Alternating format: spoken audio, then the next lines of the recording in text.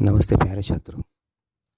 आज हम हिंदी व्याकरण शब्द के भेद, विकारी और अविकारी शब्द के बारे में जानकारी हासिल करने वाले हैं। ये जो व्याकरण है ये हमें कक्षा 8वीं, 9वीं और 10वीं तीनों के लिए बड़ा ही महत्वपूर्ण है। विकार के आधार पर शब्द भेद, इसके लिए हम वाक्य देखते हैं।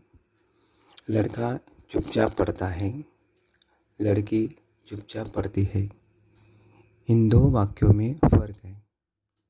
लड़का इस शब्द में परिवर्तन आकर लड़की हो गया और पढ़ता शब्द में परिवर्तन आकर पढ़ती हो गया।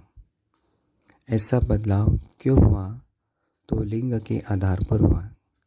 लिंग परिवर्तन होने के कारण क्रिया में बदलाव आ जाता है। दूसरा उदाहरण है, लड़के चुपचाप पढ़ते हैं। वचन के आधार पर परिवर्तन, लड़के ने चुपचाप पढ़ा।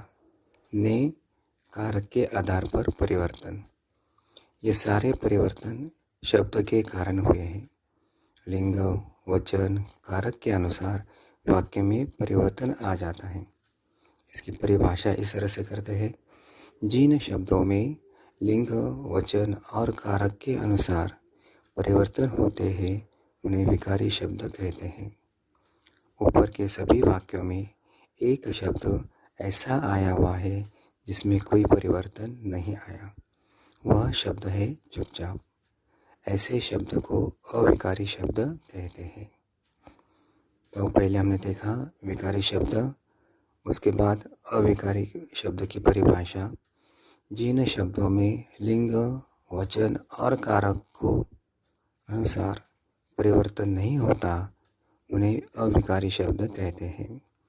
इस तरह हमें विकार के आधार पर विकारी और अविकारी शब्द मिलते हैं।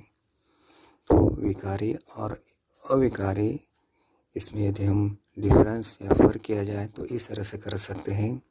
विकारी शब्द में परिवर्तन या बदलाव होने वाले शब्द आते हैं। विकारी शब्द को दूसरा शब्द है सव्यय, और व्यय का अर्थ होता है बदलाव, परिवर्तन। इधर देखते हैं अविकारी। अविकारी शब्द में कोई बदल नहीं होता है, उसको हम कहते हैं अव्यय। दूसरा पॉइंट विकारी में आता है। विकारी में संज्ञा, सर्वनाम, विशेषण, क्रिया, इनमें बदलाव होता है, इसलिए ये विकारी शब्द है। विकारी शब्द में 4 पॉइंट हैं, संज्ञा, सर्वनाम, विशेषण और क्रिया। अविकारी में क्रिया विशेषण अव्यय, संबंध सूचक अव्यय, समुच्चय बोधक अव्यय और विस्मयादि बोधक अव्यय। ये 4 जो अव्यय है ये चारों अविकारी शब्द है। इसमें कोई परिवर्तन नहीं होता।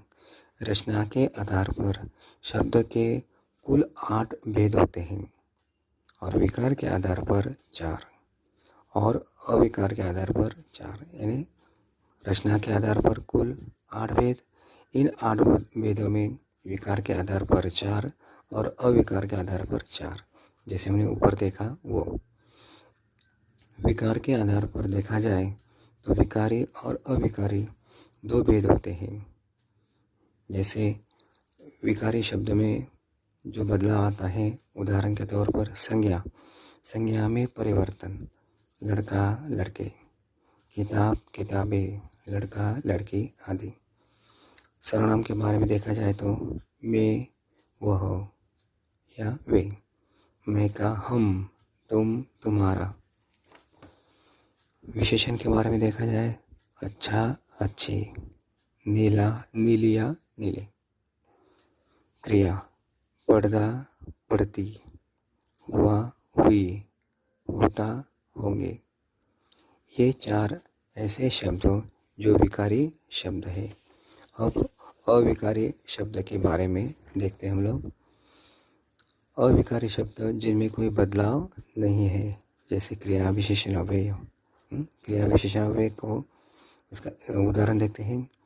लड़का धीरे धीरे चलता है, लड़की धीरे धीरे चलती है, लड़के धीरे धीरे चलते हैं। ऊपर के वाक्य में लड़का, लड़की और लड़के इनमें परिवर्तन हुआ है, लेकिन धीरे धीरे इस शब्द में कोई परिवर्तन नहीं हुआ। दूसरा है संबंध सूचक अव्यय। घर के सामने पेड़ है, मैं शहर की ओर बढ़ा। इन वाक्यों में सामने और की ओर, दोनों वाक्य में, पहले वाक्य में सामने, दूसरे वाक्य में की ओर, इसमें कोई परिवर्तन नहीं होता। ऐसे शब्द जो है वो अविकारी होते हैं। तीसरा है समुच्चय बोधक अव्यय।